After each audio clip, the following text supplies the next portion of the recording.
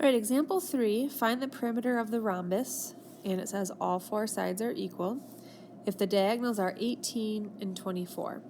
So they told us all four sides are equal, so we can go ahead and mark that. So if we can figure out one side, then we can get the perimeter by adding them all up or multiplying it by 4.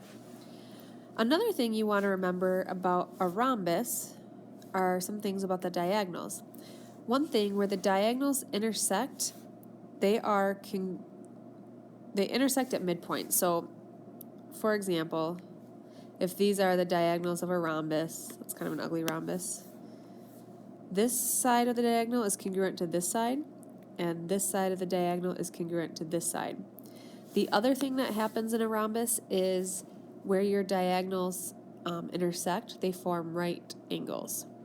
So what we're going to end up having are 4 right triangles. And anytime you have a right triangle, you can use the Pythagorean theorem. Or if it's a Pythagorean triple, you can have a little bit of a shortcut. So it says the diagonals are 18 and 24. So 24 would be this longer one right here. And because it's being cut by the other diagonal, it's being cut at the midpoint, I know that this side is 12 and this side is 12. Similarly, with the other diagonal, which is 18, we have 9 on one side, 9 on the other side. And then we also get those right triangles, or right angles, which give us 4 right triangles.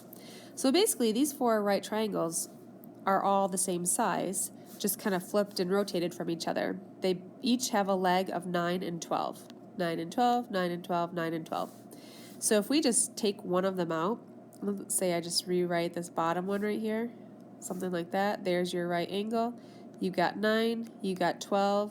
That's what we're trying to find, is that side length. So let's see if we can reduce the numbers and make this a little bit easier. So 9 and 12, are they divisible by the same number? And you'd say, yeah, you can divide them both by 3.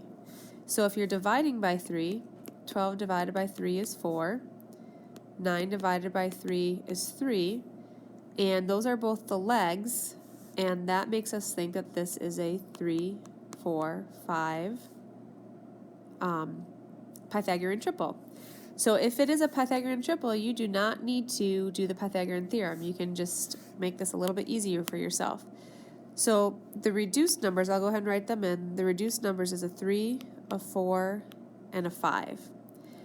Now, to get the actual value of x, we're going to take 5. Because we divided by 3 to get the reduced numbers, remember we have to multiply that by 3. So x is actually equal to 15. So to go back to what the question is actually asking, each side is 15 units long. And how do we find the perimeter? Well, there's 4 of them, so if you just multiply by 4, or add 15 4 times, you're going to get the perimeter equal to 60. Okay, that's kind of a sloppy perimeter. It looks like pen meter, but you guys are listening, so you know what I'm talking about. So our perimeter is equal to 60.